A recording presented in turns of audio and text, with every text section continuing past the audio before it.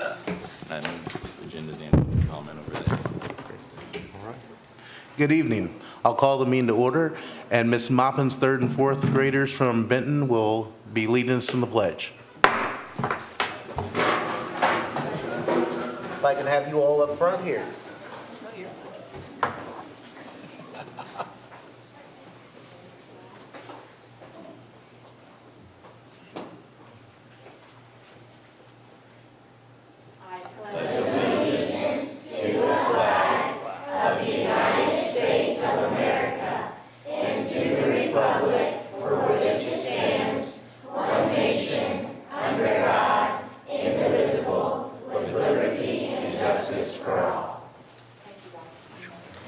Thank you all. Thank you. That sounds way better than when we do it out here as adults. All right, looking for approval of the consent agenda, the minutes of the February 13th, 2024 regular board meeting, which was included in your packet. Does anyone have any corrections or notations? Al, So moved. second. It's been moved and seconded. Any discussion? All those in favor, please say aye. Aye. Opposed or recusing? Next, the approval of the financials, February bills totaling $1,800,086.45, and then the financial reports that accompanied in your packet.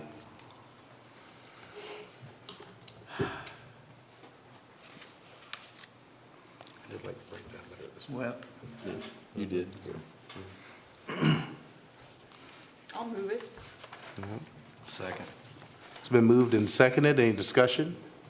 I did like the breakdown better in the packet this time. It was a little easier for me, but, Yeah, well, that's, yeah, I'll talk about it later. all right. There's no further discussion. All those in favor of accepting the financials, please say aye. Aye. Any opposed or recusing Abstain? or abstaining? Yes. All right. Adoption of the agenda for the remainder of the regular meeting with no additions.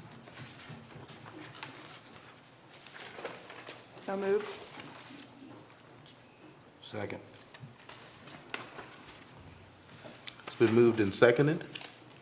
Dr. Meyer, you done with the review over there? Yep. So you check? All right. All those in favor, please say aye. Aye. Aye. Aye. Any abstaining? Moving down to public comments. I did not receive any. I do not know if we have any here. I'll wait for a few minutes to see if anyone has any.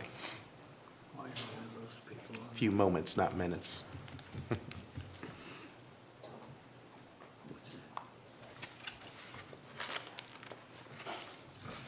And Ms. Moppin, if you want to make your way up while we're waiting to see if there's any other comments, but I sure there are not.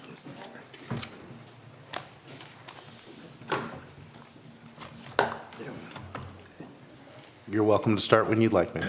Is this okay here or? You're fine there, just as long as he's going to have a portable mic for you so that people can hear you probably on the live stream. That way I don't have to read your motion. Back and forward. Well, good evening, everyone. I'd first like to thank the board tonight for having us to talk about Benton School tonight. And I'd also like to thank all of the families who brought their students, their children out tonight to help us share some things that we are doing at Benton. And also, I have some of my staff here, and I thank you guys for coming to support the students as well. Tonight, well, first of all, I'm Rindy Moppin. I'm the Benton principal, and this is Michael Horton. He is our counselor, and he's with us every day, Monday through Friday in the mornings. And tonight, we're going to speak about some of the things that build character at Benton, and there are several components that help to formulate those things, and those are some of the things that we'd like to share this evening. And we also will be introducing the students in just a few minutes, and they're going to help share some of that as well. Let me make sure. Okay. One of the things that helps build character is our BIST program. You've probably heard about it. It is our behavior intervention support team that teaches students, and we learn about taking accountability for our actions. And Marshall Public Schools has had this in place for many years. Even when I was a teacher 20-plus years ago, we had BIST and had BIST training, and I actually went myself again this past summer, and it was as good as it was 20-some years ago. It's a solid program that is a learning, and it's good for all. So, but some of the things I wanted to speak to you tonight about that are a little bit different and something that we learned from this summer is you may have heard triage in the past. Well, they kind of changed that to skill-based coaching, and Mr. Horton helps with that. And basically what that's doing is identifying missing skills or skills that students may need extra help or support with. And they have someone that they can check in with in the mornings, and that basis of that discussion is based on what skills do maybe that a student does need extra help with or practice. And then the safe seat, we follow a continuum. You know, the students as a whole are working in the classroom. They may need to go to a safe seat, the buddy room, you probably heard the focus room, the office.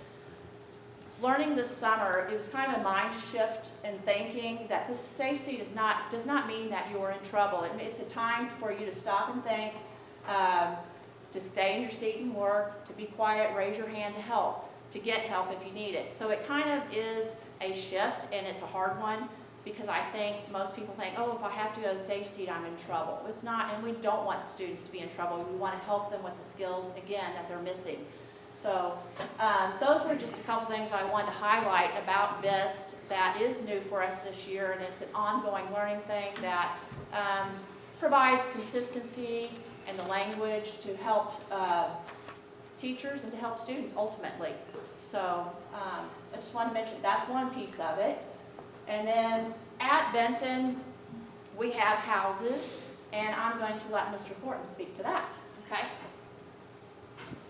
All right. So we started our houses when we were at Southeast. We started with 4 houses, and when we moved over to Benton, we had a lot more students, so we created 6 houses. The whole reason we created the houses was to create a positive climate for our students with a little bit of friendly competition.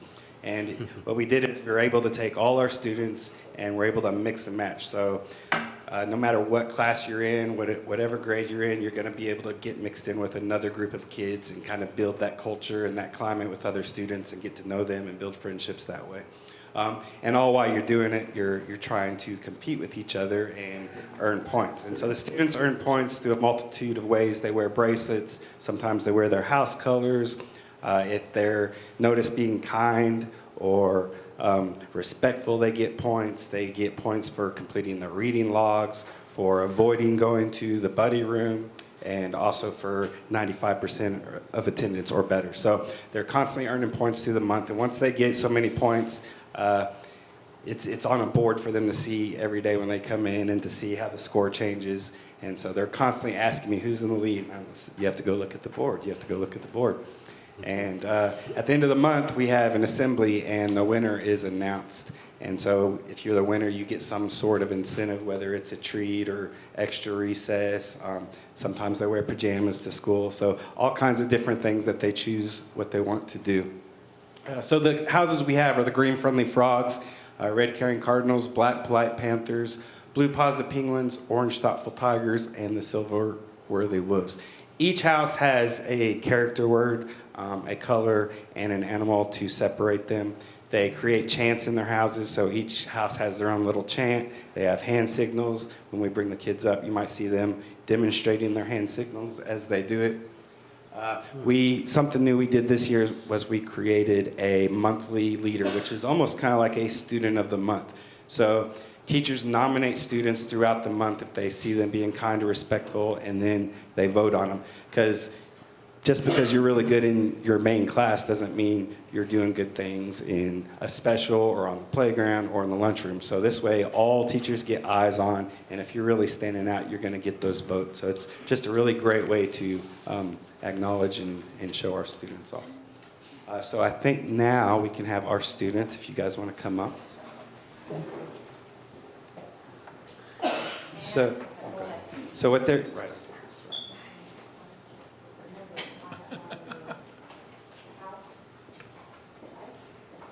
so what they're going to do is they're going to say their name, what house they are a part of. You might see them do their hand signal, and they're going to say what they either like about our house system or our Fab Fridays. I'm Ella Thomas. I'm a part of the Blue Positive Penguins house. My favorite part of having the house meetings and having house teams is we get to be competitive in a great way. It lets us build relationships with other grade levels and students. Hello, I am Fiona Noah Messi, and I am part of the Blue Positive Penguins. And my favorite thing about the Fab Friday and the houses is at the end of the week, we get a reward for doing our job and doing all our work for Fab Fridays. In the houses, you get a break from the classroom, and you get to compete for points, and the points you get by doing your job or doing your work. My name is Trayton Embry. I'm in the Orange Thoughtful Tigers. My favorite thing about Fab Friday is you get to choose which one you want to go to. My name is Lila Cecina. I am from the Thoughtful Tigers. One thing I like about the Thoughtful Tigers is that we are thoughtful to each other. Hello, my name is Vince Jacoby. I'm on the Black Polite Panthers. My favorite thing about Fab Friday is recess. Mine too. Hi, my name is Chase Doss. I am part of the Polite Panthers.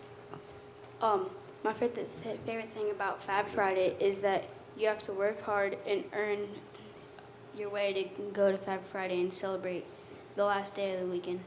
And the favorite thing about house meetings is that you get to work as a group and plan new things to do as your house.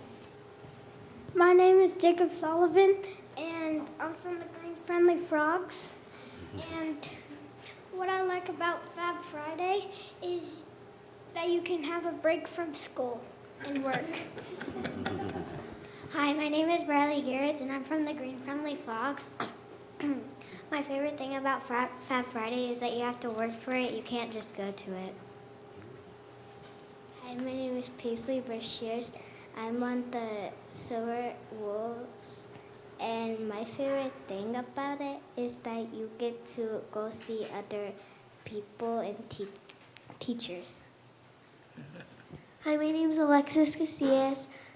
I'm part of the Silver Worthy Wolves. I like the houses because you get to earn points and you get a treat at the end of the month if you have the most points. Hi, my name is Tegan Whitaker, and I'm part of the Caring Cardinals. And one thing I like about it is that we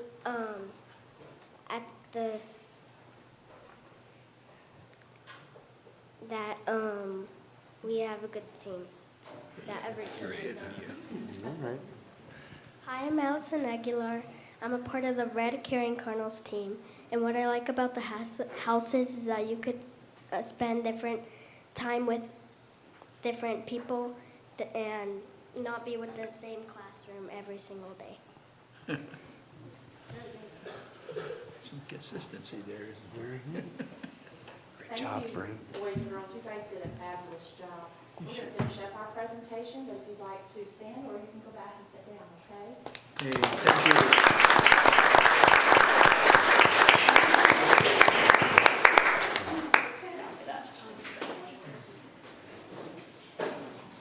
Okay.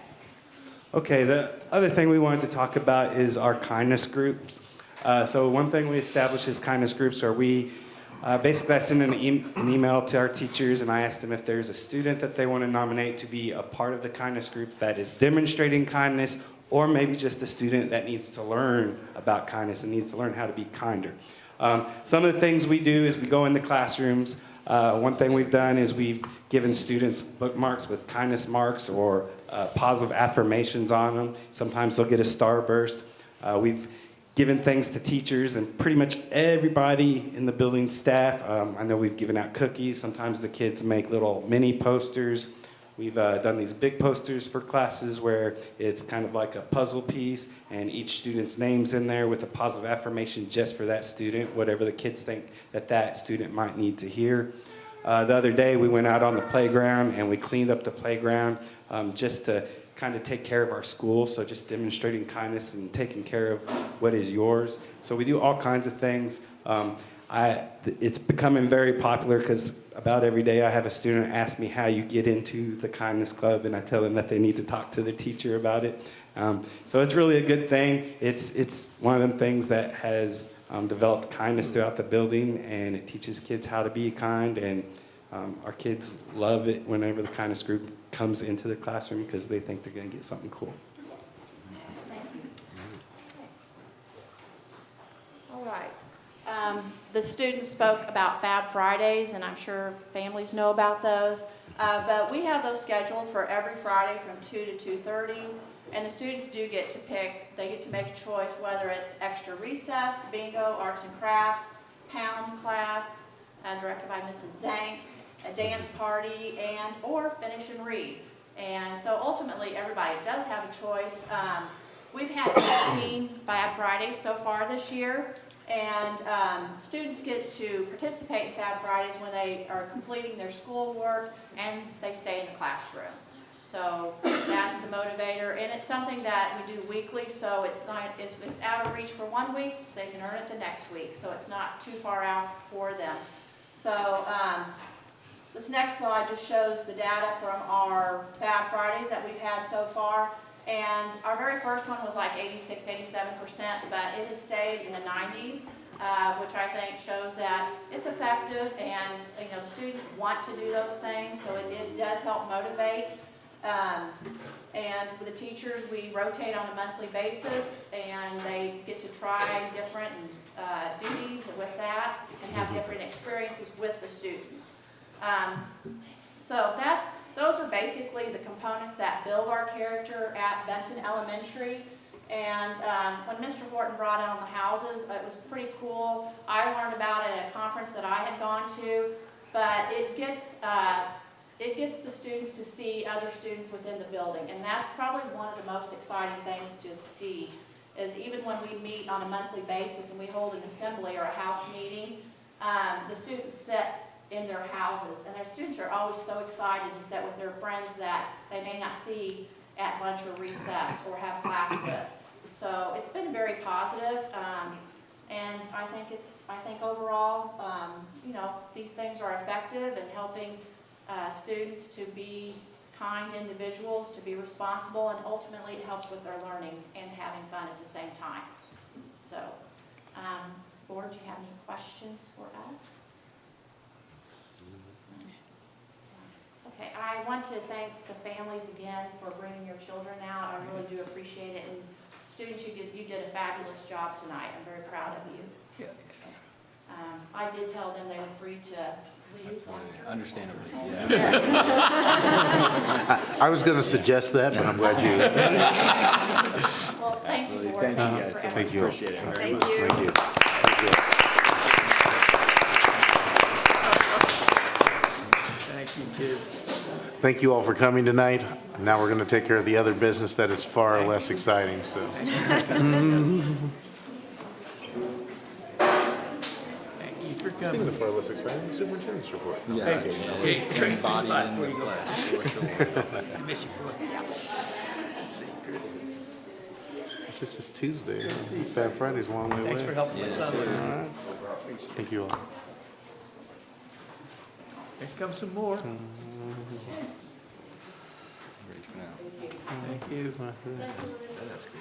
Thank you, Ms. Moffitt. Thank you, Luck.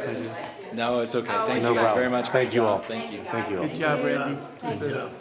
We will now be moving to the superintendent report. A little less audience for the business.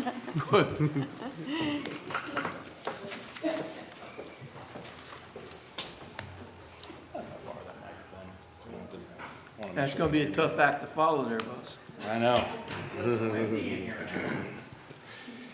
when everyone kept showing up, I thought they really care a lot about the legislative report this month. My social studies teacher, Hart, was so happy. But, I will say first and foremost, this legislative session has been shaping up, and I just want to preface this presentation with, I'm going to talk a little fast because I don't want to keep you here all night. And if they continue as they are, I think future marches, we're going to break up into 2 meetings because I don't want to bore you to death. Though you may absolutely love legislative updates, there's a lot of financial implications that we're going to get into this month. So that said, I'll get right to it. And please do just stop me if you need to talk about anything. Before I get into too much more, we at Marshall Public Schools recognized our Board of Education last month around the district, but the governor of the state of Missouri has issued you guys proclamations again this year, which were left on your table. And I know that you all don't love it, and I appreciate your willingness to endure, but we may, after open session tonight, take a quick picture, and we may use a previous picture because we are missing Brad tonight, and I don't want to leave him out. But thank you guys, and I hope you find that of value. I appreciate that they sent that out to us again this year. Other housekeeping matters that I don't want to forget to mention: Meet the Candidates Night for our board election coming in April. These details are kind of hot off the press, so to speak. Some of these details just got ironed out today and will be getting out on the website this week. March 21st at BMS in the auditorium at 6 p.m. will be a Meet the Candidates Night, and we do welcome our staff, our community, and anyone who wanted to come out and see that to please come join us. City land agreement contract, I just want to mention quickly that will be in our agenda later on, and just touching base on that in case you have questions while I'm here at the podium. I do anticipate, after the city council met last night and approved the first reading of the contract, that you all will have, after your first reading this month, a contract for a motion to approve in April, moving forward with the land exchange that we've been discussing for several months. I'm excited about that. I'm thankful to the city council, to the mayor, to the city administrator that there's been a ton of work go into it all, and thankful for the partnership that we've had, and that we are off to a really great start to the finish line on that. Salary and benefits, big discussion part of my presentation tonight. A little background on that to the public or folks at home watching is that Mr. Rankin and myself have done tours around the district, 3 different meetings at 3 different locations open to all staff, primary focus being with certified staff first. That was after we met with teacher representative groups, and after we got all of that feedback from 4 different meetings, then we did a district-wide survey. That survey closed to the staff this morning, and will be shared out after I share out the rest of the board meeting information from tonight's meeting. I will also share out all of the survey results so everybody can see it. The Board of Education, you all have seen some of that already. And I want to thank our area superintendents, part of what made today feel like kind of a fast and a furious right down to the last minute of the board meeting. We actually had our first ever, since I've been here, I don't know if I could say forever, but since I've been here, 2 years, we met as the surrounding schools of Saline County and discussed this legislative session and some implications which will play into our presentation tonight. And that meeting was held here at Tom Butterfield campus.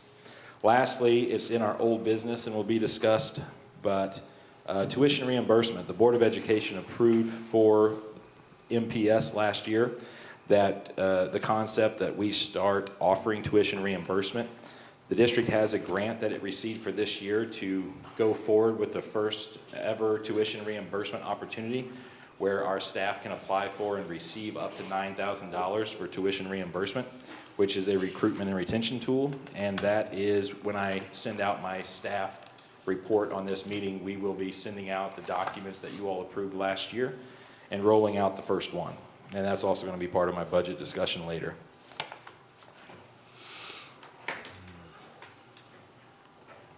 All right, into spring updates. For our spring updates on staffing, it is absolutely that time of year where we're staffing. We have had the most positive response I've seen since before COVID, and in some ways the most positive response that I've seen since I've been in administration for the better part of a decade. We actually have hired from job fairs. I haven't seen that happen for years because of the shortages and COVID.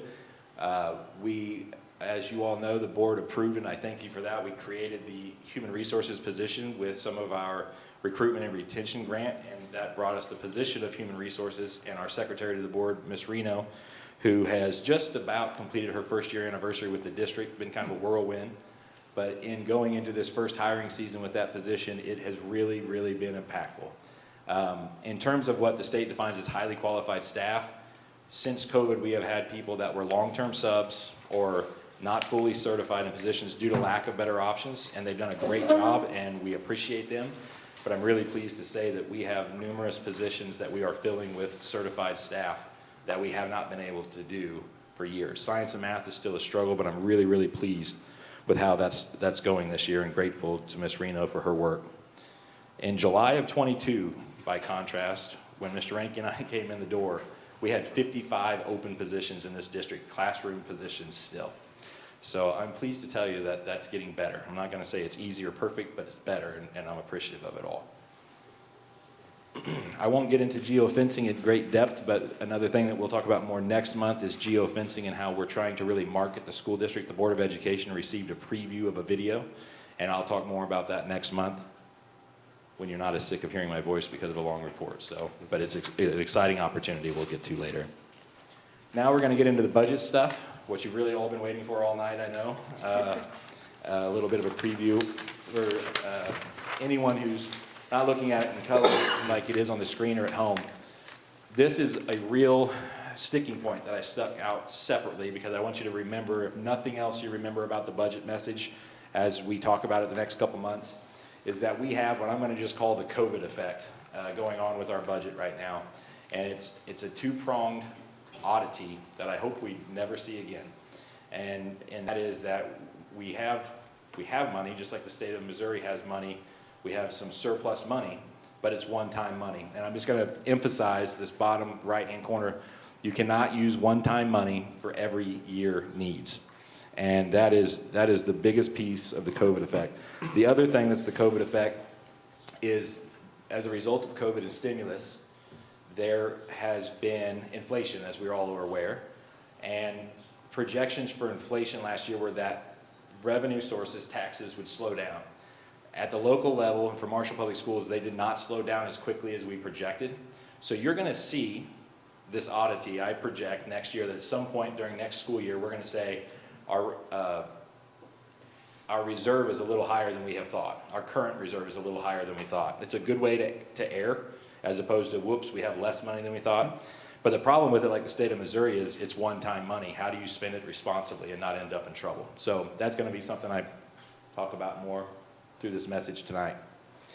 Other budget timelines. In March, we discuss salaries with staff, and we present to the Board of Education, as we're doing tonight. In April, we established the fixed costs for maintenance and capital, and I'm really pleased this year that as Mr. Rankin and I got our legs under us a little better, he has a lot in his report where we're talking about those fixed costs. That has to be factored into district goals as we also talk about salaries.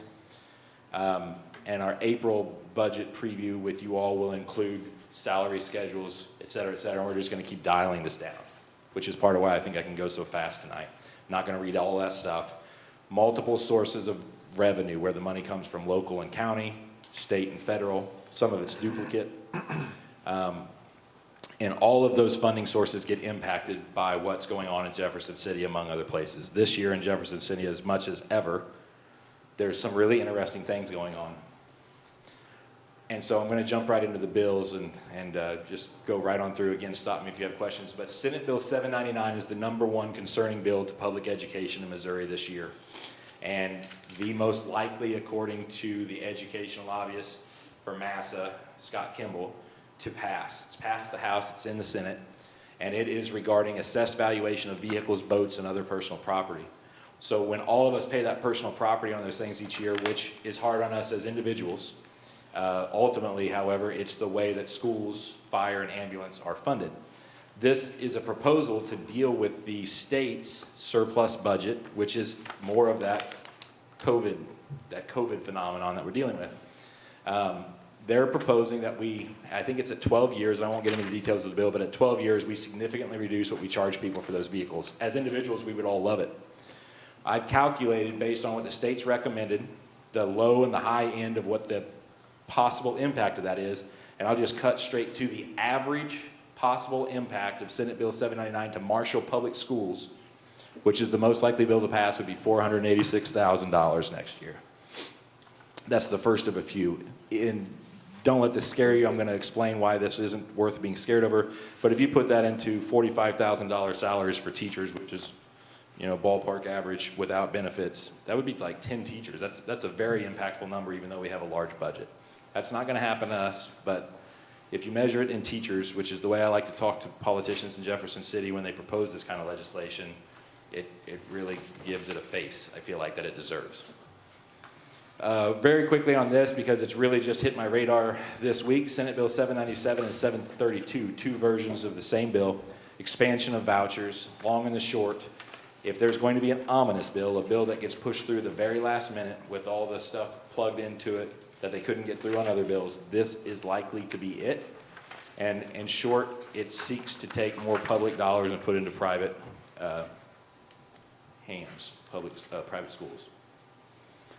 It'll develop more. It's still in its early stages, but it's moving. The second most concerning bill this year, in our opinion, at the Capitol is Senate Bill 1051. It's had several numbers. It's confused me at times because they've been pushing it for 3-4 years now. It's open enrollment. Should we opt in is going to be a question if it passes this year. Should Marshall Public Schools opt in is a question we'll need to answer. And what opt-in means is every school, should it pass, is going to have to decide, will we participate in allowing our surrounding school districts to send us their students? And will they opt in, meaning that our students will have an opportunity to go to them? It has lots of implications for sports and sports eligibility and other things, transportation, et cetera, et cetera. In Iowa, Kansas, and other states around us, open enrollment's been around for a while, and what we've seen there is most small schools will suffer in the long run, and one could argue that that is the objective of open enrollment, is to consolidate. One could argue against it as well, but there's a strong argument that that's the objective. Certainly the preponderance of evidence is that that's what will happen. So we've calculated, and again met today with our county surrounding schools to talk about this stuff and to figure out calculations because it's not clear and it's not certain. But we have decided it would be a fair estimation, and again been advised by Scott Kimball, our educational lobbyist, 5% would be a fair estimation. And if we lost 125 students, would be about 5%. That would be $796,000 for Marshall Public Schools. That would be the impact. I do not think, felt encouraged by the meeting today with our surrounding schools, I do not think the majority of our neighbors whose decisions will impact us are at this moment planning to participate in that. But what has been the case with open enrollment in other states and so far in Missouri, everybody thinks their numbers will grow. But there's no way everybody can be right about that. Everybody thinks that there's something at their district that'll make them more appealing. But long game is that the bigger schools will probably end up prevailing in that most of the time. It's just so inconsistent, however, right now with what transportation will mean. And everyone is understanding locally, what do I do if I have even 50 more kids show up or 50 less kids show up? How do I staff for that? Staffing's already hard enough. So I think for the short term, even if it passes, we will have less than two at most neighbors that as of this moment in time want to participate in that. But there will be pressures, various pressures on school districts to participate. And some districts, just simply out of desperation that they can't help or avoid, may think that it's their only choice to increase their reserves and to opt in. So that's open enrollment. Questions? While I take a quick breath. I was gonna say, what I've read on that and not sure, transportation, I saw that you said it was inconsistent. Has there been any more concreteness placed into that? There's two versions of the bill that are quite different, and I'm not well versed in the differences because until they narrow it down to one. But in some there's going to be a cap on how many kids can come or go for so long, and in some you would have to transport all the way to the door in certain cases, and in some you would only have to transport to the school lines. And those are the things that are still very unclear because they've got two versions out there. Okay.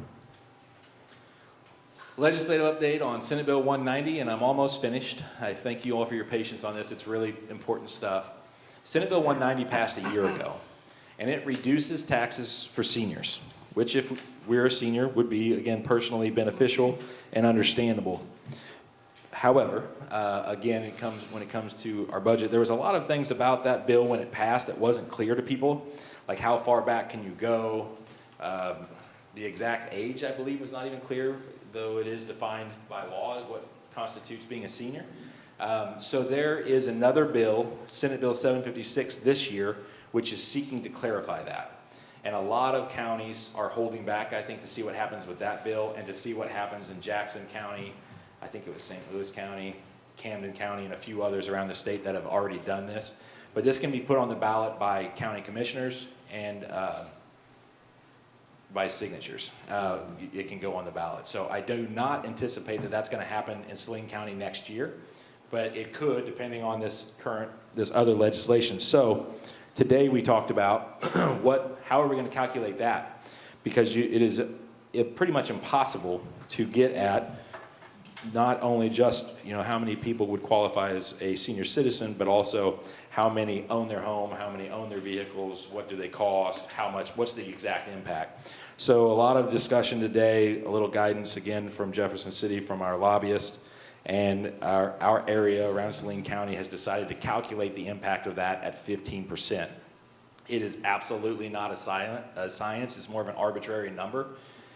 Whether it's conservative or aggressive, I don't know. But if it were 15% impact for Marshall, that would be another $486,000 should it pass. It won't next year, but it could the year after that. Mr. Pettit, Yes. did you say it's going to be on the ballot? The commission's not going to make the decision then on 190?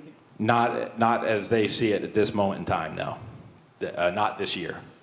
But another year, I think that most commissions are waiting to see what's going on in the counties that have already jumped in. And if that other bill passes, I think the expansion will almost certainly be big, that more people jump in. Okay, so getting to some totals here for you. But first, one more local issue, the assessor and collector of Saline County. We've visited with them. They currently have for Marshall Public Schools $105,000 in escrow. A very brief summary of the situation is that based on their statutes, their policies, and their approaches to calculating what assessments should be and what should be collected, they are coming up with a different sum. And so neither of them want to make that decision to clarify the disagreement. So it was supposed to have gone to court today. Another short version, I believe it had a continuance, so it was anticipated that it would be continued, and I did not have time to try and get them on the phone, and I assumed they weren't in the office anyway. But we are presuming that could wrap up by this summer. That's what they have in escrow right now because it's been going on for 2 years. It would be an impact at this moment of approximately $45,000 a year to Marshall if the decision doesn't err in our favor where it comes back to us. Now, currently that's not in the budget because they've escrowed it, what's being disputed, but it could come back to us if it goes the other way. In the grand scheme of things, the local issue isn't a big one. But if you took everything in total that's out there right now, and the reason for my caution and concern and everything else is $2.1 million for Marshall Public Schools. At a time where we're kind of really getting off on our feet and would like to see our funding just see some stabilization, there's uncertainties. But what those two legislative bills that I discussed first, 799 and Senate Bill 1051, those two alone could impact us $1.2 million in the very near future. So that is as fast as I can go on a legislative impact for right now, and I do believe there will be more to discuss on that. But that is something I've discussed with the staff a lot in those meetings I went around on and told them, hey, we have some priorities that I'm about to discuss next for our budget, things that our staff deserve, our faculty and staff, and things we want to accomplish. But these are the things that are very unclear right now, and they're going to slow us down in figuring out that budget. So we've got to start thinking about other things in order to achieve our goals that we need for our staff, our morale, and for all their hard work. We've got some cost-saving things that I'm going to talk about, just putting them out there, informational at this point. Fuel costs for district, mileage costs, and meals. If we were to update, currently the district's compensating mileage at 58 cents. which was the recommended rate. It is, at this moment, up to 67 cents. We have not increased that mileage reimbursement. This will be our second year if we don't do it. That's how quickly it's increasing. By the way, you upped it a lot to 58 cents. But not a big surprise, we're seeing our mileage reimbursements costing a lot more than they used to because of what we're paying. So that's something we could look at for cutting costs. We have a lot of meals that we provide we could look at. There's a lot of things we could do before we would ever consider not taking care of our staff by tightening our belts in other areas such as this. Fuel this year, so far today, has gone up $46,000 at Marshall, which I'm actually pleased with. We budgeted for an even larger increase than that, but I am pleased with that. Get the lead out. Jack, you and I talked about that. That's just a piece of it, right? Just where it begins. What if they find lead and we got to actually get it out?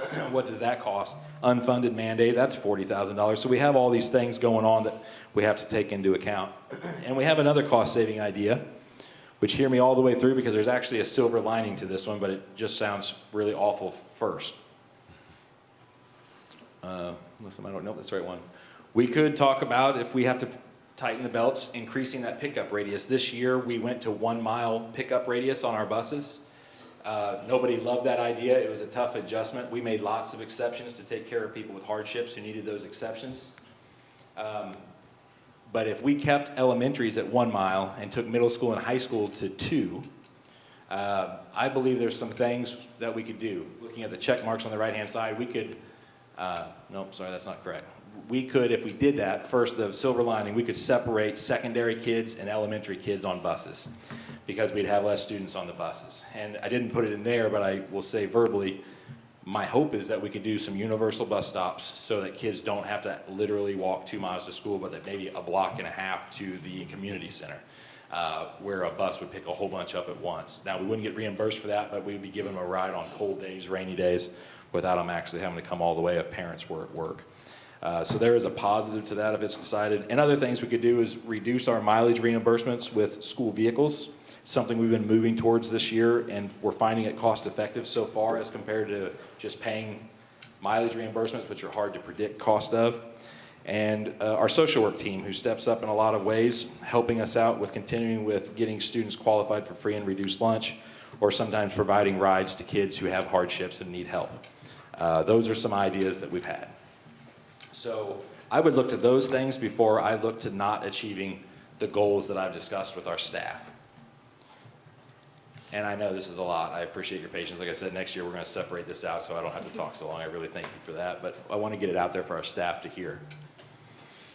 So wrapping it up here in these last couple thoughts is, what are we doing? We're tracking the Senate. We're meeting with commissioners, meeting with all these people that are listed here, lobbyists in the state, et cetera. And we're remaining optimistic but realistic. We're looking at the positives, and there are some really great and positive things. And so if you look at this, a bullet point versus a check mark, I feel like the check marks I feel really good about already. I don't know it for certain, but I feel really good that our SAT, what the state will give us next year per pupil, instead of $63.75, will go to $67.60, which is fantastic. And so I'll just leave it there and not get into the things that they're saying they'll do the next year, because let's just take the positive and stop there and not go too far into the future. What they give, they take away. Yeah. Student attendance this school year. As of right now, we are still up 100 students that we were down last year. Another COVID effect. I don't know where they went. I don't know why they came back. And I'm so glad that they're still here, because that's super impactful to our district funding levels. Our free and reduced lunch. We have talked a lot about that. You guys have made some hard decisions. I'm proud to tell you, and I'm thankful to our social work team for how they've helped accomplish this, that we were 30% after COVID. We were 30% last year free and reduced. At this moment, Marshall Public Schools is back to 60% free and reduced at this moment among our students, which means we have a lot more students that we're helping, that we're not penalizing, that we will not turn into collections, and giving them the help that they needed. And the social work team did help accomplish that, and I'm grateful to them for it. So the last point here is, and it's not certain, you see it's not a check mark, the entire state of Missouri has been on 2020 COVID funding levels. They've been frozen. They have not readjusted our WADA, our weighted average daily attendance rate. And that has been really good for Marshall Public Schools because our student numbers had declined, our free and reduced had declined, our special education had declined, and those all factor into the funding formula. When that unfreezes next year, while most of the state of Missouri should see a decline in their funding, knock on wood, where Marshall sits at this moment, I believe we should be neutral to positive in where our water comes out. And that is really hopeful and positive. And it's thanks to those factors I just mentioned, free and reduced, extra students, et cetera.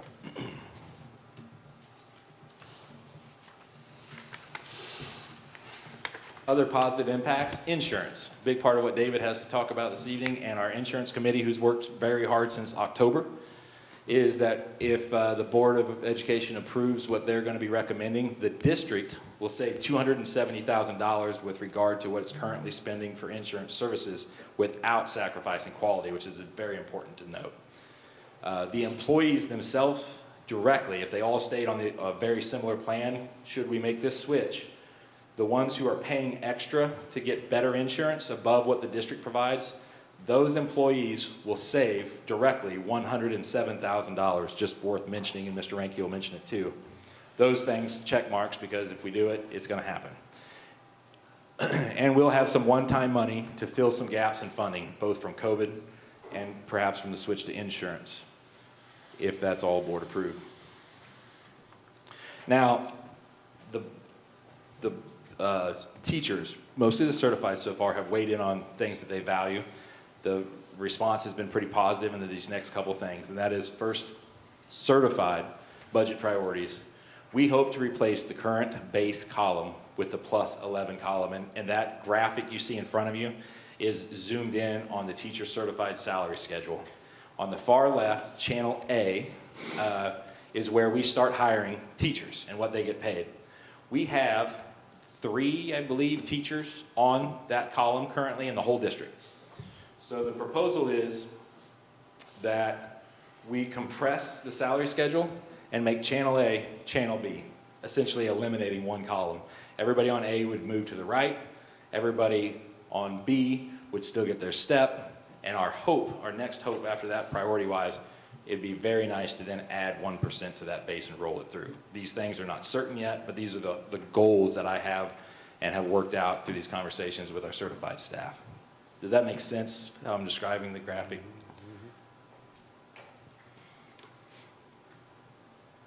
Another priority I would like to get into the budget for the next budget year, which tends to work out more cost effective, is to build into the next budget year $45,000 for continued tuition reimbursement, which, since we approved up to $9,000 per employee, that would be 5 people. After we piloted it out on this first one this year, it would be budgeting to do that for 5 people the next year.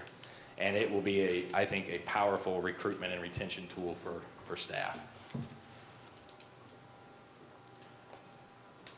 Okay, I want to speed this up just a little because I've gone so long, I know. And so I'm not going to read all of this. I'm just going to say we've got all these other priorities. They're in the surveys that I'm going to share out again in a PDF format after we close those this morning. And there's a lot of really good things going on, like the teachers told us in the climate and culture survey. They have 10-year-old computers, and they're not working very good, and they have to have them. Some of that one-time money, that COVID phenomenon that you can't spend in a sustainable way to do it year after year, we're hoping to jumpstart new teacher devices and start replacing. And classified, we are just starting that, but I know that they want to hear what's going on. I know they're going to have questions, concerns. Mr. Ranke is going to start meeting with them soon. We intend to and believe it is plausible that we can keep our promises to classified. There are some areas that we need help on the salary schedule we alluded to last year. As we helped some areas, we're going to do it again this year. I feel confident we can accomplish that. The new insurance, we can get our drivers on that insurance with a few prerequisites that we'll just explain to them that's in their best interest to know. And we'll have a lot more details on that to come. So just then versus now, I want to say this to the staff as much as anything, because when I went out and met with them, I really focused on the negative implications, and I realized that I didn't talk about the silver lining enough. This time, not this time exactly, but a year ago, we were trying to pass a levy. We were projecting extreme deficit spending and extreme fiscal cliff. We still have to deal with that fiscal cliff, but we're in a better place. All these things I mentioned are going really good. And we're optimistic, check marks on the right, that we can give all steps, that we can do a teacher increase to the base, some compression, that insurance savings will all come back to employees, and that this tuition reimbursement can be a priority in the next budget year. I feel really great about where we are versus where we could have been, and it's thanks to so many people, all of you, our community teachers, staff, and parents, that we are in a better place. It's not perfect, and I wish the legislature would leave us alone with our funding, but we're in a better place than we could have been, and I'm thankful for that. We talked about this earlier in the year, and the only thing I'm going to say is we had one-time savings last year just in our spending practices of $1.6 million. And with the work that Mr. Ranke did with that energy savings audit, we're going to be doing some deferred maintenance to our buildings around the district, not just the one we're building. And the amount of $3.3 million, we're actually fixing up buildings, and it's not a direct cost to the district. These are, again, really positive things. And so I just want to remind everybody of that. In total, we have tightened our belt $6.8 million in the last 2 fiscal years. And it's really good because if the state does everything they want to, they're really going to make the future hard. But I feel safe. I feel like these priorities are very well within our grasp. And we're going to keep working on the numbers and watching the legislature. And I'm going to stop talking unless you have any questions. Thank you so much. I went as fast as I could. That was a lot of information from Mr. Pettit. Does anybody have any questions? Or I know some of this was in our packets, some of this is new, so might need to digest some of it. We'll move on to Mr. Ranke for now.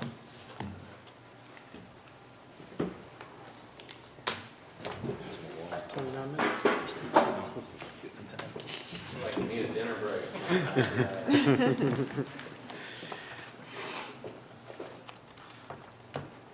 Okay, I want to go through my report. I actually have 2 reports tonight. Then we're going to talk, I'm going to get through this one, then we're going to talk about health insurance. I also am going to try to not speed through this, but move quickly, so if you have questions, feel free to ask. Now, Mr. Pettit talked about the budget and money and money savings. Now I'm going to talk about spending money. And honestly, before I get into this and show the board and our staff and the community some of this, that's something we have to remember. 2 of our things we're going to cover tonight is our MSIP, out of MSIP for our capital projects and our technology. And what you're going to see tonight is things that are depending on the budget and the money coming in and when we get into the budget. So just looking at this doesn't mean that we're actually going to just drop this money tonight. It says budget depends and its needs of the district. But with the MSIP goals, it just gives us a roadmap and a plan. So tonight we're going to talk about we need on the agenda, it will be a motion. We need to hire a third-party inspector. I'll kind of talk about that a little bit. The governance plan, CSIP number 4, so we'll go over that. Our CSIP goal number 5, we'll talk about that, some summer projects, and a quick construction update for the new building. So tonight we need to hire a third-party inspector. We need to do that, and this was already planned. The money is actually within the budget. Insight Design already had it budgeted. It's according to IBC, the International Builders Code, that we have to follow building this building, and then our city permits and permitting require us to hire a third-party inspector. We have to hire them because they're checking Insight Design and Napholz Construction, so they're working for us and checking them. So we did get 3 bids back. Braun Intertech, ES&S Engineering Surveys and Services, and Olson. And tonight I'm going to recommend the $65,800 for ES&S. They have, we clarified some of the bids because it does seem far apart. So Insight Design and Napholz did a very good job, and we worked on that to make sure the scope of work was the same, and it was. So they just came in with a really good price for us to be able to do that. And everybody's comfortable with going with ES&S. So that's what I'm going to recommend tonight. Does anybody have any questions on that? Okay. Moving into our governance plan. Okay, so we last year did this report on technology and making a budget for our capital, big capital resources. If you remember last year, I talked to CTS, our technology company, quite a bit. They have been great helping manage all these things. In the report, you'll see the board, it should be in your board packet. It lists basically the big items of technology we have. And the big thing last year I talked about was our rotation.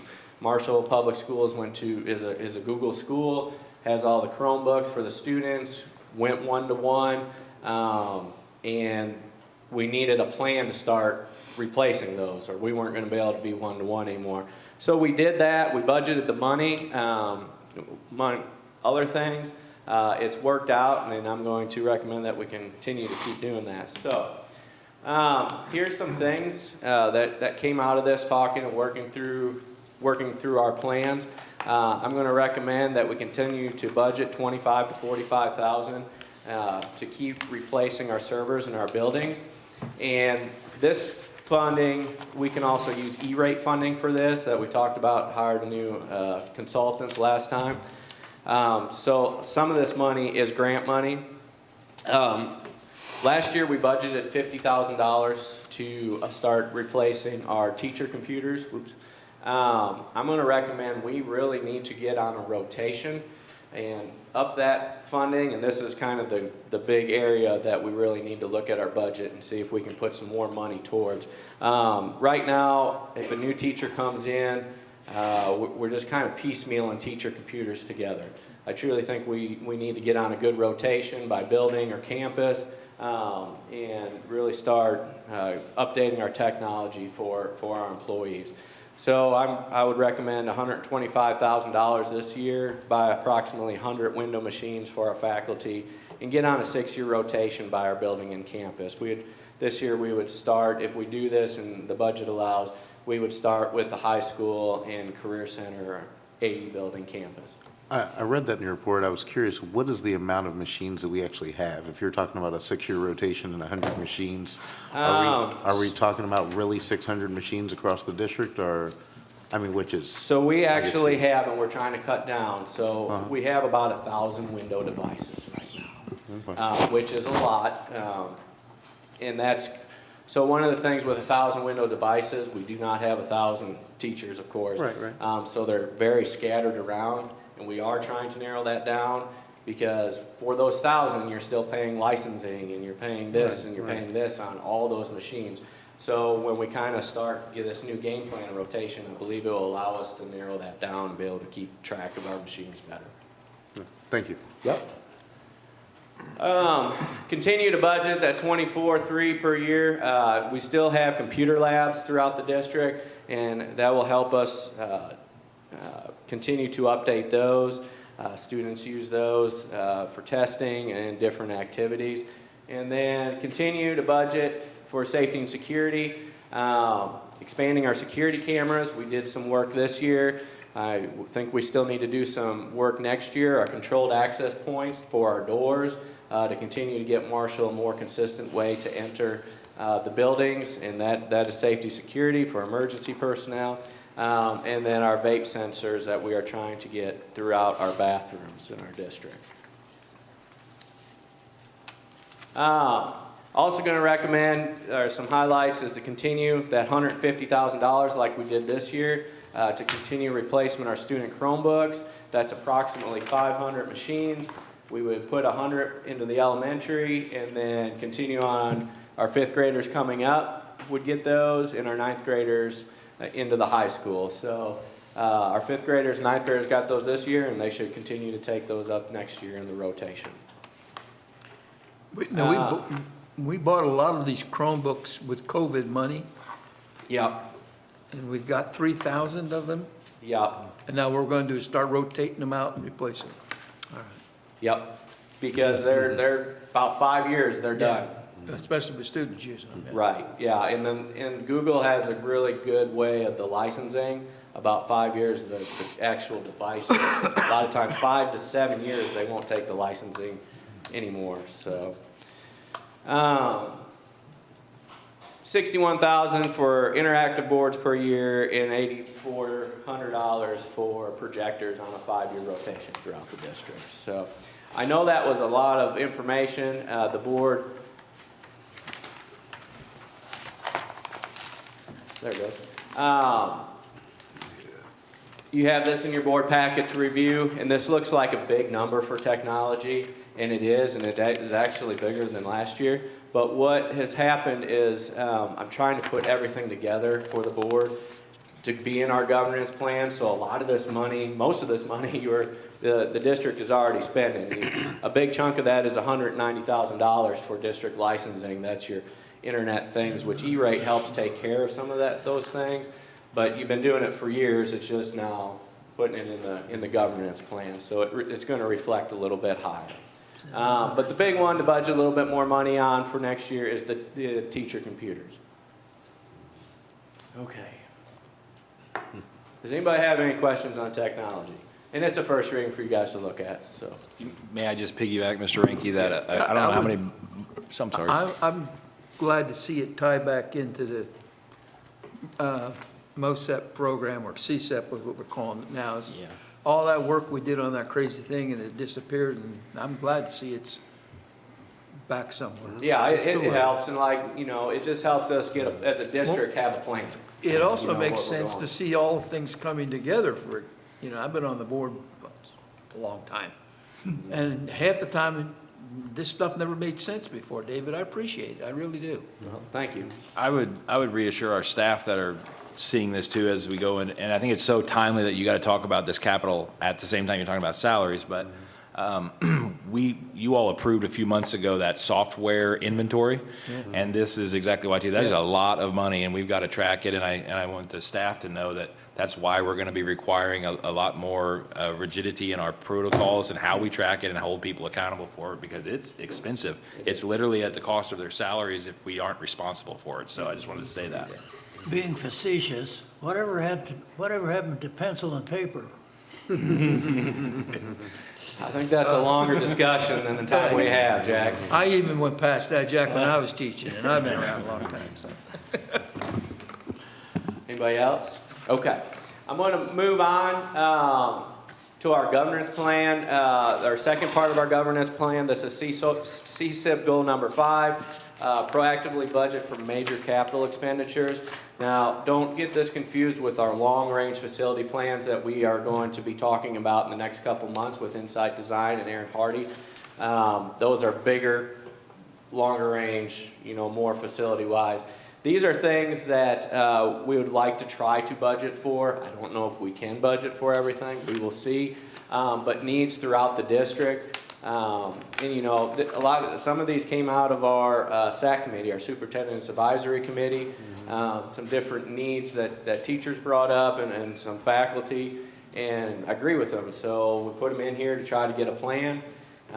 So we'll kind of go through some of the major important ones. One of the things that we need to do is start putting some money I have another sheet in here for you guys to look at, but we have to start fixing some of our concrete throughout the district. And mainly at the high school, in between the Career Center, the concrete's getting pretty beat up. Concrete's very expensive. So we need to start budgeting probably around $25,000 a year. I don't know how much they'll be little small chunks because concrete's very expensive.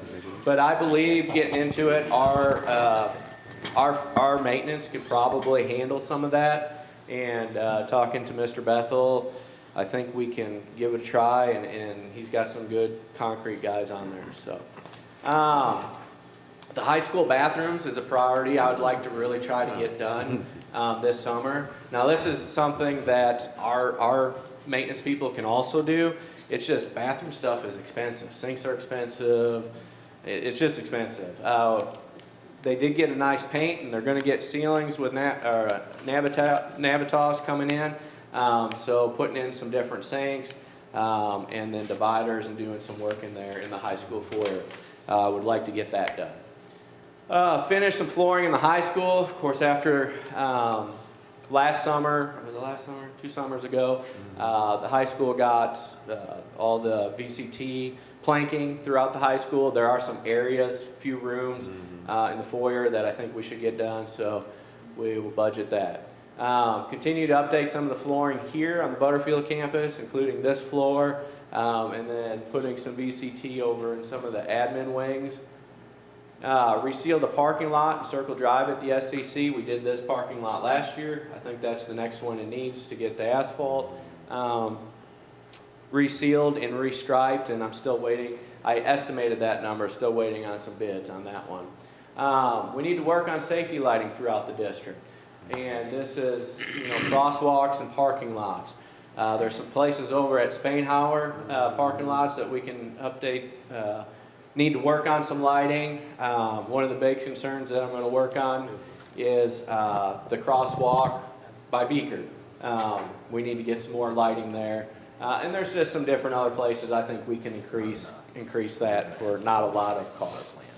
And then safety window film. So the window film RFP has gone out, waiting for some bids back. Of course, we'll be able to use some safety and security money. We held back and budgeted for some of this. I'm very interested to see what the costs come back like, but when it does, I will share that with the Board of Education. I think it closes in about a week and a half, and basically it's all the buildings, first floor doors and first floor windows we're going to be looking at. So, okay, so the list of capital projects, went over a lot of those. We talked about some playground equipment. I don't know if that will happen this summer or not. Of course, I'm waiting on RFPs for some windows. I know that's small to read, but if you have any questions on that, feel free to ask. But that will come back to you as we can budget, and just the plan will come back to you next month to approve some of those projects. I was pleased to see we're going to try and do a lot of these in-house too. Yeah. I went right down through these and I kept saying, wow, that's good. Yeah, a lot we're going to, that's the plan, so. Just some summer projects, really, I mean, it doesn't hardly cost anything, but we're gonna mulch some trees this summer, clear some fence rows. There's some maybe long-term things out there we put on here just so we can have on our minds. So if you had any questions on those, this will probably get added to. And then some different painting we want to do this summer. Mostly our paint crew can do a lot of these projects. We may bid some out, and I'll bring that back to the board if we need to. But we're going to try to do some parking lot curbs. Just some different areas. The IA building probably needs to be hit pretty well, so we will. Those are some of our painting projects. Okay, does anybody have any questions on our long-range capital projects? You said these aren't prioritized, right? No, I did not prioritize any of them. They came out of discussions just with that SAC group? Some of them did, but some of them we just as recognized throughout the district. Okay. Like the safety lighting, that came out of the SAC group, was brought to us. Some of the playground equipment, that was brought to us through the SAC group. So yeah, and then just some needs, trying to update things slowly. I was just asking about whether we're doing the things that are most needed first. Right, no, As long understand. as you're seeking input from all the relevant stakeholders, great. Cool. Okay, any other questions? All right, so real short construction update. Both Nabholz and Navitas, both of our things, we've already had kickoff meetings in the last couple weeks. Went really well. I don't know if anybody has been out to the Spainhauer campus, but they're starting to get rolling, getting some fencing up. They're starting to do a lot of dirt work, and I believe that will start to really progress. So. Okay, that is my first report. Does anybody have any questions on that? All right. I'm going to move into, you guys want to come up or? I was gonna say, you bringing help for this? Can I move into health insurance? No, yeah, I was gonna say, are you bringing up the help for this? I Mrs. thought you all Johnson were and just Mrs. so. Self have graciously volunteered their time to come tonight to help us present or ask questions, kind of what we have done here.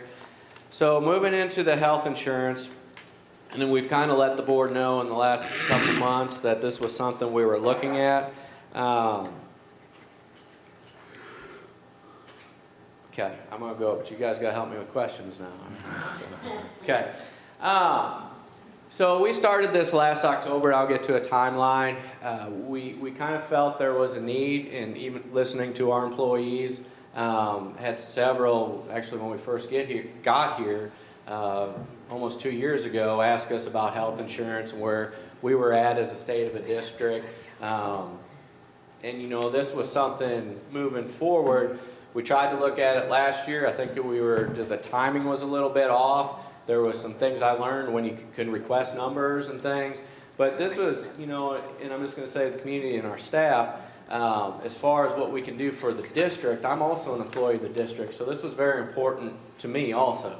Because just like our staff getting this, I'm on it too. So I was looking for the best value that I could also. So, and I really hope that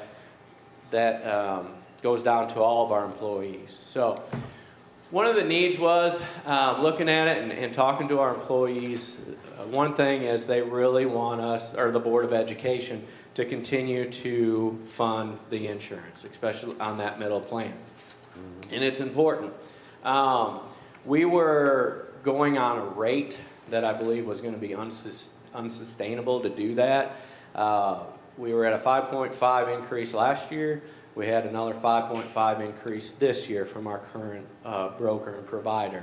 A 5.5 increase to us this year was going to be right around $176,000 of district money. So we decided to really start looking at it. Some other things from our employees that came out of surveys and talking to people, affordable plans at lower deductibles, better enrollment processes. Right now, but I'm pretty sure we're just filling out a sheet and turning it into central office. More options for employees, that was a big one. Better prescription plans, national network coverage, and one thing that I wanted to cover here real quick is, so people understand, is consortium networks versus standalone plans. And this is important for two things. Where Marshall's at today, right now we are in a consortium. We are in the Missouri Education Health Group, and a consortium is a bunch of schools put together. It could be community colleges, could be high schools, whatever. But a bunch of people put together in one group to maybe try to get better rates or a little bit of a safety net. But there's a lot of things at the consortium.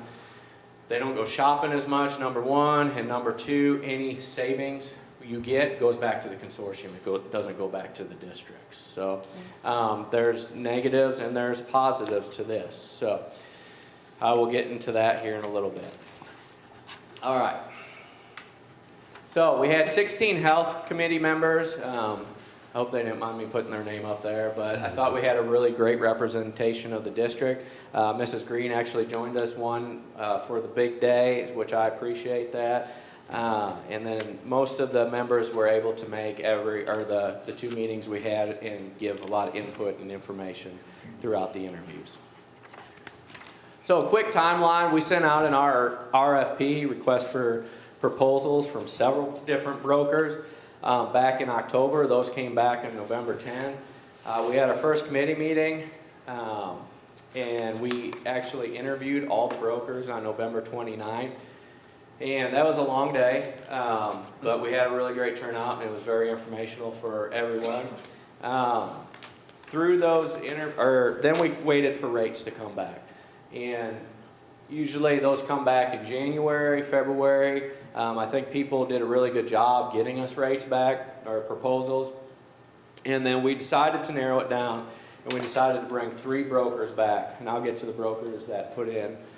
And for the committee to review providers and rates. Then we held our second committee meeting and more interviews of the brokers on February 26th, and then we narrowed it down for a recommendation by staff survey and by our committee. So we did have, is that 7? Yeah, I believe 7. 7 brokers that put RFPs in there, including our current Valentine Insurance Company, Forrest T. Jones, the Wall Street Group, USI, Gallagher, Holmes Murphy, and a Pegasus Group. So I believe we had really great representation, and we got a lot of different options when we went through there. So when we went through this, and the numbers the numbers are compared apples to apples. So all the numbers I'm going to tell you, and I'm hurrying, I'm trying to get through this. All the numbers I'm going to tell you are compared to the plans we have. So, and what the plans our employees have taken. So that could change. They won't be at district cost, but we have 7 or about 10 people, I'm just going to say, on our PPO 1,500 right now. Depending on the rates, that could go to 30 people next year. I don't know that. But so it's just, everything's compared straight across the board, and when we did this. So these are the brokers we brought back. We brought back Valentine. It's Assured Partners. They're our current provider. They're the Missouri Educator Health Group with United. Broker Gallagher, and they have a, what's that? They're out of Columbia, right? Gallagher, no, they're from down south. This Gallagher is with the Met Group. They're down by Springfield somewhere. I think there's a lot of Gallaghers around. So, but this Gallagher is with Met, the Missouri Educator Trust Consortium, and they're with Blue Cross Blue Shield of Kansas City, or Anthem Blue Cross Blue Shield of Kansas City, so they brought their consortium rates back to us. And then we had the Wall Street Group out of Jefferson City. They brought us an OSBA consortium. They brought us 2 standalone plans also, Cigna standalone and Blue Cross Blue Shield of Kansas City standalone. So we sat that day and heard all the presentations, went through the numbers with the committee. We discussed a lot of things, and after it's all said and done, we are going to recommend to the Board of Education that we go with that we leave the Missouri Educators Health Group, and we will have to write a letter, and the board will have to approve that. And we go to the Wall Street Group. The standalone Cigna plan was the best plan that we feel for the district. We narrowed it down to 2. We narrowed it down to Gallagher Met in that consortium, and then Wall Street with the Cigna plan, and they're very comparable. There was benefits and negatives to both of them. But right now I feel, and the committee also felt, where Marshall Public Schools is at with our employees, that this was a good route to go. Some of the highlights with this plan, it's online enrollment and support through what they have, an employee navigator, so our employees can actually enroll. I mean, there'll be people to help them, but they can get on the computer and enroll themselves. If the board chooses to, you can still fully fund the middle plan, that $4,000 PPO. And that would be a savings to our district of about $272,000 a year, which is basically a 9.5% reduction in our insurance costs to the district for next year. That doesn't happen very The employees, like Mr. Pettit said, the buy-up will be approximately save them $107,000 a year. Now those numbers, like I said, are straight across the board. Things can change, different plans get picked. Here's some things that are good about the standalone for moving forward. Cigna has, and they want our business, they want to be with us. They will rebate us almost $200,000 next year. And the reason is to put that in our own health savings account and try to start building that up. So that $200,000, the $272,000 would be a savings, but the $200,000 would be there to try to, when we talk about rates in the upcoming years, to try to have a safety net for that. Premiums could go back to the district moving forward depending on our loss ratio. So anything 100%, if we've been running, last year was 90, I believe, the year before was 80, and then we were high a couple years.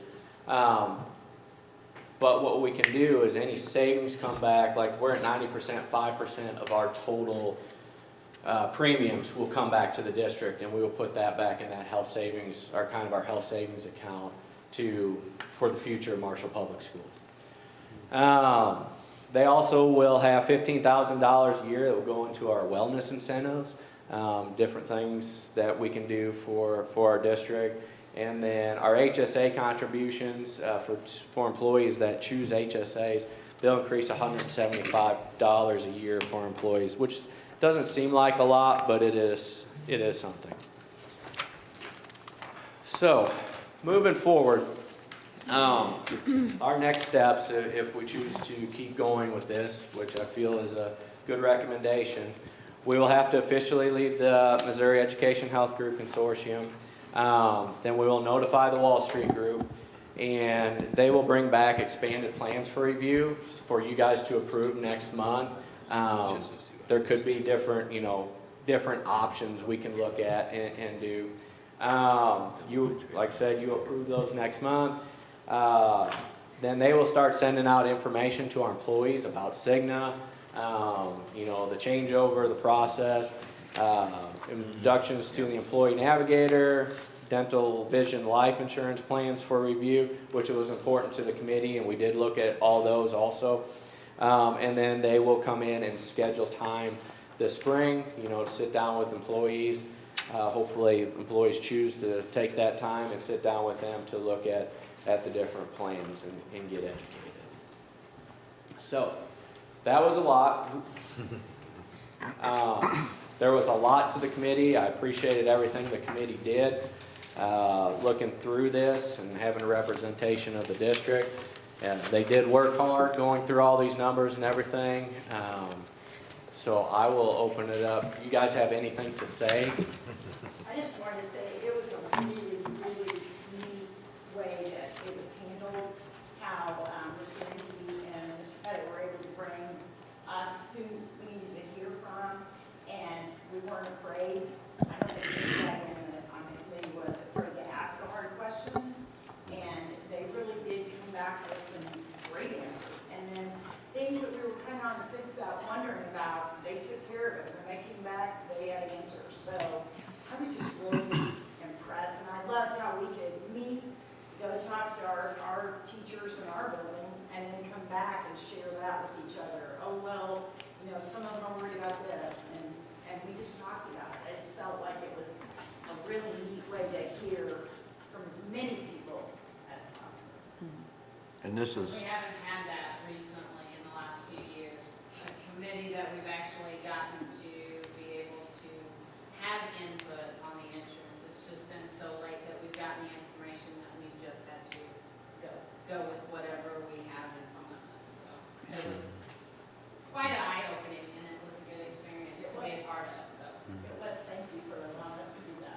Yeah, no, I appreciate the help. One thing, go ahead. I just wanted to make sure that all of our local health providers accept Cigna? And that- Yes. Okay. That was one of our really big things was, because Fitzgibbon, there were, like the lab, you couldn't use your insurance there. And so that was one of the things that kept being brought up for every group that we heard from. Well, that's why I asked, because I remember those Yeah. Yeah. Remember those guys? arguments, I mean, Yes. discussions when we did. Mr. Ranky, I think there's I served on that committee several times, and it's a nightmare. Back Yeah, when I was teaching, it there's- was. Yeah, there's still some things, anytime you change anything, there's gonna be some growing pains. I'm not gonna stand here and say there's not. But I know with the broker that we were working with, that was some of the questions. And Fitzgibbon and the is it DDP? The labs, can't remember what the exact number. But yes, those are all covered by Cigna. We made sure of that. But there's gonna be employees that are gonna check and they're gonna say, man, this doctor's not on there, or this doctor's not on there, I go to here. And we just need to work with the broker, because the broker will go to those places and then try to work that out with them. What did they say?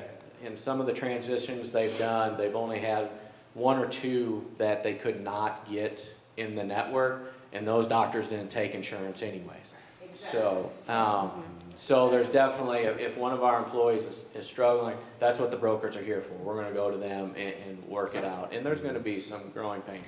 The dental vision, that was one of the things that we heard from the committee and some of our employees. They would like more of our local people to be able to provide for them.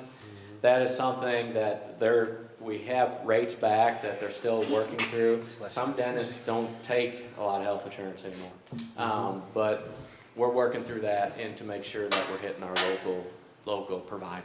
So, the only other thing with this going to standalone, it is one of those things where we don't want to be switching insurances very often. It's hard, it's a pain. But one thing to keep competitive and why we're maybe in the position we're not, is you gotta every 3 years go bid it out. Now, that doesn't mean we're changing brokers, but you gotta go make people give us the best deal. And so that will continue as we move forward, so.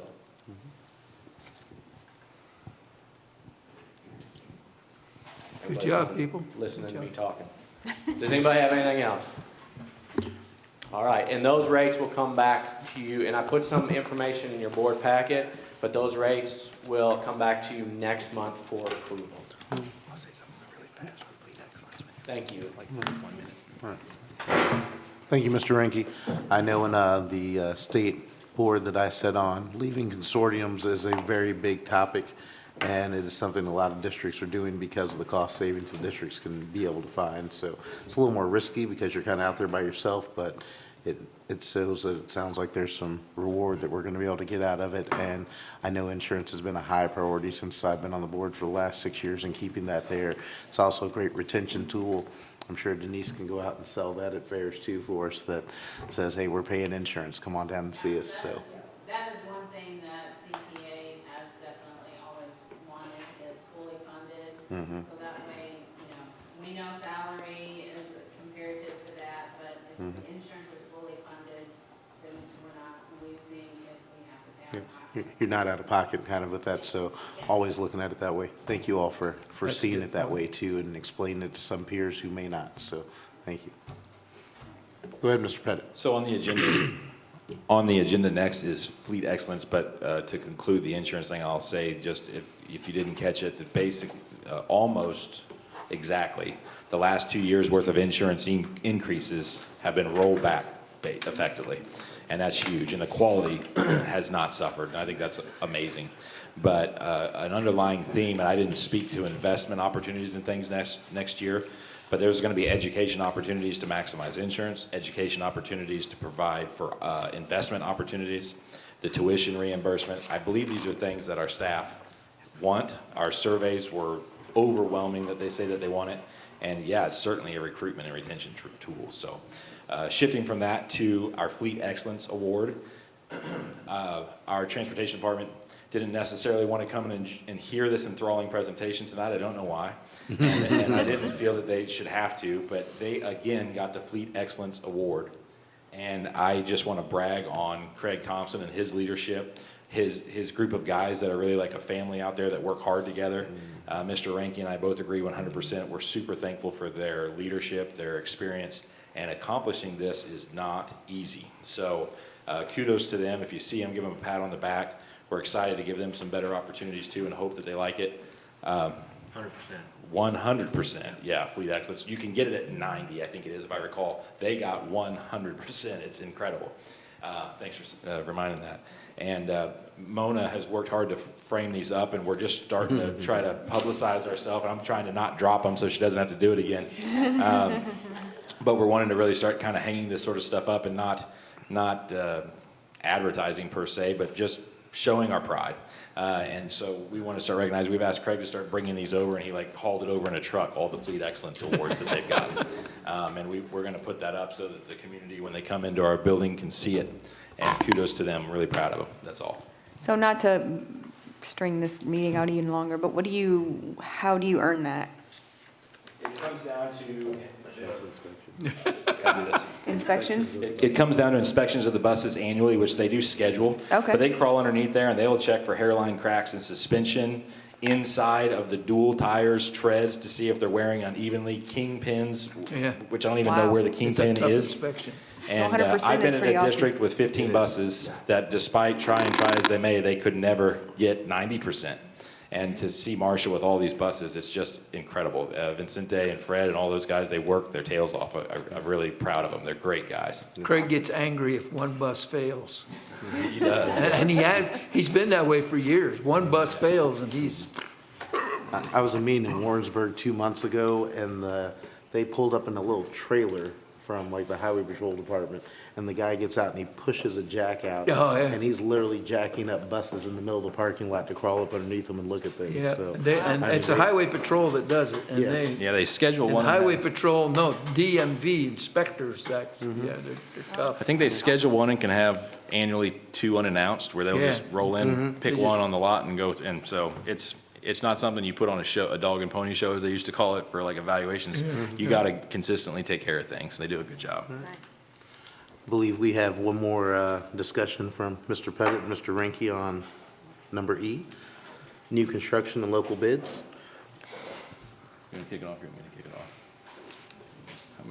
I'm gonna kick it off and let Mr. Ranky get into the details. As you all know, and decisions have been made, and I just wanna say that a lot of thought and discussion has gone into it, but with all of the bidding for construction, I wanna be transparent to the community that there's a lot of hard decisions that have to be made, and Mr. Ranky will get into the specifics without saying anyone by name that would be in any way to degrade them, but just to acknowledge them and give them the information I believe they might want, is that it's not always been possible in huge projects like the new school to pick your local bids. We have some great local contractors. We have truly worked hard. Our construction managers have really worked hard to try and meet them in the middle. And there have been some that have not been selected locally. And when the difference is millions of dollars, I just want to say publicly, I don't feel that as a board or as an administration, we have any other choice. So Mr. Ranky is going to share some of those specific details. But it comes down to all these dollars and cents that we just don't have enough of. Unfortunately, we've done what we've had to do. So Mr. Ranky will explain the specifics. Yeah, I just wanted to, I really appreciate our local contractors. I think if you watch some previous board meetings, I have went to spend a little bit more money with some local people. But with this construction project, I just kind of want to throw some numbers out there. And I did not put any of our companies, our local companies on here, and I appreciate their bids. But I kind of went down through here in some different categories and put the differences between what the winning bid was and then some of our locals. So the local bids were in yellow, and you can see the differences down there. So our first category was almost $1 million in difference, which was a pretty big chunk. Wesley, you can scroll down a little bit there. We had a $601,000 difference, $20,000 difference in the next one. Keep going, Wesley. Where are you going? $97,000 and $310,000 with $2 million difference, which that's a big difference in our GMP and our pricing and what the levy could handle. So that's kind of where the numbers were. We just wanted to share that out. There are definitely local contractors working with our Navitas project, so we are thankful for that. So they will turn around the people who win those awards and they'll sub out. And a few of these folks that didn't get the main award, and that comes down to so many things from their bonding capacity to be insured and meet the criteria, et cetera. But we really, really don't take it lightly. I believe Mr. Ranky and I both have shared with everyone that we work with and supervise, we need to use local as much as we can. But when you're talking about $2 million, it's truly with a heavy heart that we've made recommendations to you all to say we just cannot afford that much of a difference. And that's with what's projected for things to cost, everything always costs more. So it's an unfortunate reality, but we do have local people on this job as subs. But $2 million, we could not afford to make that decision. I don't know if all taxpayers would agree that we should have, and I think that we did the right thing. I just wanted to say it, and I wanted them to be able to find that information so that they know it. Well, correct me if I'm wrong then, but it wasn't the Board of Education that solicited these bids. Is that right? Indirectly, I would- Yeah, indirectly, it was, Yeah. it was, Well, indirectly, but yeah, but yes, you Right, did. yeah. Effectively, yes, so. Yes, you did, so. Yes, and you approve, we as a body approve the final cost of the project, which has the scope of all the other bids in it at that time. And so I know that Harry, myself, for sure, I know Matt as well, we kind of talked about what our local subs were, like what our local contractors had put in. We had looked at some of those bids before we approved that $28 million price tag, I think is what we arrived at. So it would have put us well over 30-some million dollars to go with some of our local efforts. But as you're saying, Mr. Lenz, we don't put out those requests necessarily directly. Those come out from Navajos or other places, but we do approve the project cost. And we approve, and as our fiduciary duty, looking at those kind of numbers when they first came in before we approved it at the, was that just the last meeting we actually approved that final cost, I believe, for the school? Yeah. So. I went to the meeting too on the opening of the bids. And in fact, I sat next to two of our local bidders at that meeting. But they just can't compete with the magnitude of some of the jobs that we had. When you look at the specs, just the magnitude of just number of people, number of personnel. You know, they don't have, a lot of these companies don't have 25 people working for them. So I can't find Appendix A. I know with some of these projects that Mr. Ranky has outlined, that some of these contractors that maybe didn't get this one, we're very committed to that as we do other things and do our own bidding outside of this, that we continue to get those local people in here, have an opportunity to get those jobs, and it is very important, so. Sure. We did. Navitas, Yeah, but the Navitas works for us. we approved the final. Yeah. Oh, go ahead. Moving along with the new business. So the first thing we have on is for the approval of surplus. The approval of surplus is just 2 items. One of those is a bucket truck that the district has, and seems that we have little need for that truck within our fleet, and probably the maintenance and keeping it active is more than we're actually getting use out of it.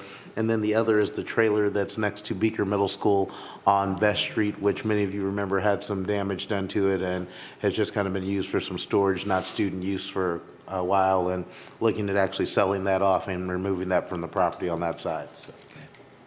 Thank you, because I couldn't find Appendix A. You need a motion, also move it. Yes, sir. We'll take that as a motion. Mr. Carroll, is there a second? I'll second it. It's been moved and seconded. Is there any other discussion or thoughts on this? All those in favor, please say aye. Aye. Opposed or abstaining? We'll move those items to surplus to be disposed of upcoming. Next is the approval of the OPA food service contract. I asked for the numbers from this year, so the numbers moving up for lunch in the contract are $3.56. Currently, our number is $3.42, so that'll be an increase of 14 cents on lunches. And then breakfast is moving up to $2.17 from $2.09, and that is going to be an increase of 8 cents for breakfast. That number will stay static as well through summer school and for inside and outside people who are coming in to have lunches with students, parent days, those kind of things as well, so. And on that, if I may add to that, please, the costs conveyed to us will increase. We have been crunching numbers. I'm not sure that we will convey that to our families. I think that we have this one, it's more of that COVID effect. We have one budget that we think we might be able to draw down, and there's only so many things we can use it for. So we're crunching the numbers to take our chances on not conveying that cost to families, especially with all the other things you all have considered this year with food service. So I thought at one time we were going to look at the possibility of changing that food service. next year they're up for This is total last year. rebid, so that'll probably kind of like the health insurance this year in the fall. It'll probably start in the fall and be about this time. Yes, sir. It's a 4-year contract, and this is the 4th year of that contract. So. Okay, Yes, sir. Need a motion? Yes, sir. So move. Second.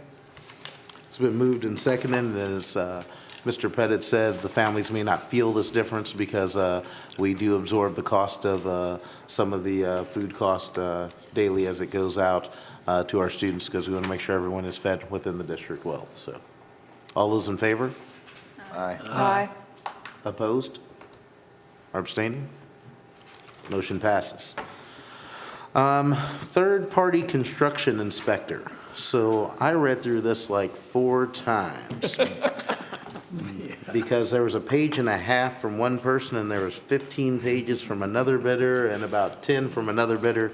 And I'm glad Mr. Rinke gave us that information to put my mind at ease that we're actually comparing apples to apples when we looked at that, because I looked at the scope of the project and I looked at the response, and I thought, there's no way that we can get a $65,000 premium where somebody else wants to charge us almost $100,000. Yeah, they got a phone call And from me. 115 as well. So the numbers that we received were from Braun Intertech, $99,860. ES and S Engineering, $65,800. That was a maximum bid actually with them. They actually had a number in there somewhere around 55,000, I actually believe is what they think they'll be closer to, but it's a max bid of 65. And then Olson at 115,000 even. So Mr. Rinke made a recommendation to us for ES and S engineering surveys and services for $65,800. We'll be looking for a motion to accept a bid. So move. Second. And I'm assuming that is for the recommended bid of the $65,800. Yeah, ES&E, yeah.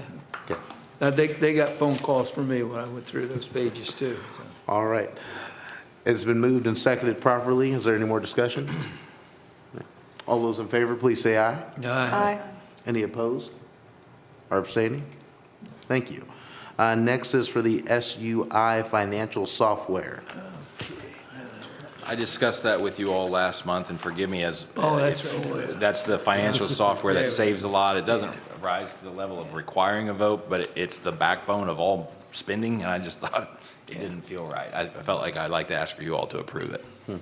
And this is replacing our SysFin system as we have now, which is phasing out anyway and moving to another provider that will hopefully give us some different looks into our financial system. We believe so, and year-to-date, right now, what it's cost us for SysFin, it would be a savings of around $30,000.